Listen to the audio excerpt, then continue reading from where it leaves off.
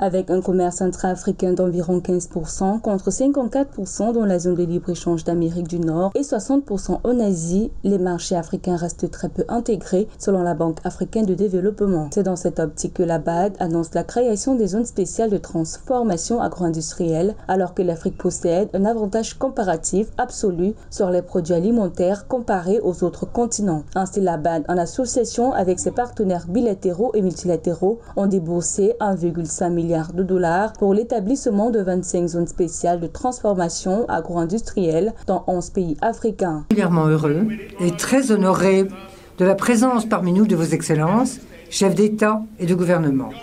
Votre présence envoie un signal fort que l'Afrique est la première destination des investissements, que le leader politique, l'engagement, la détermination sont là et dans toute l'Afrique pour faire souffler le vent dans les voiles des investissements.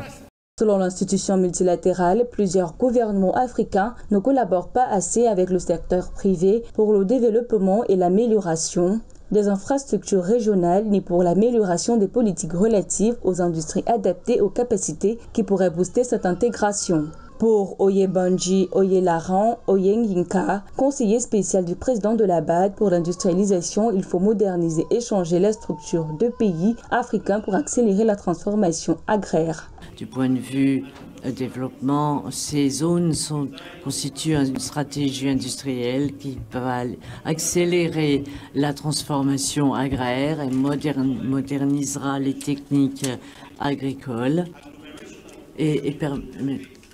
et également impliquera une meilleure productivité, une meilleure efficacité économique et évidemment l'efficacité des zones géographiques.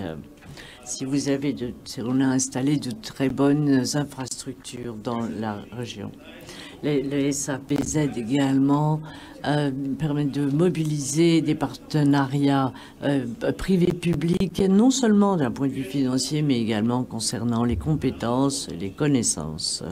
Depuis 2017, la Banque a lancé les zones spéciales de transformation agro-industrielle pour répondre aux besoins de l'Afrique en chaîne d'approvisionnement agricole plus résiliente face à la hausse des prix des engrais et des aliments. L'initiative vise à réduire la dépendance de l'Afrique vis-à-vis des importations alimentaires. Les zones spéciales de transformation agro-industrielle regroupent la production, la transformation, le stockage, le transport et la commercialisation de produits tels que le coton, le cacao et la noix de cajou dans des zones à fort potentiel agricole pour la valorisation de la croissance. Le monde devient plus africain.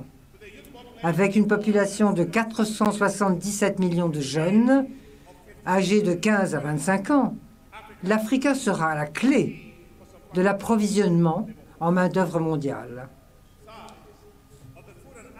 Le marché de l'alimentation et de l'agriculture en Afrique représentera 1000 milliards de dollars d'ici à 2030, soit dans moins de 7 ans. La zone de libre-échange continentale africaine représente un marché consolidé de 3,4 billions de dollars.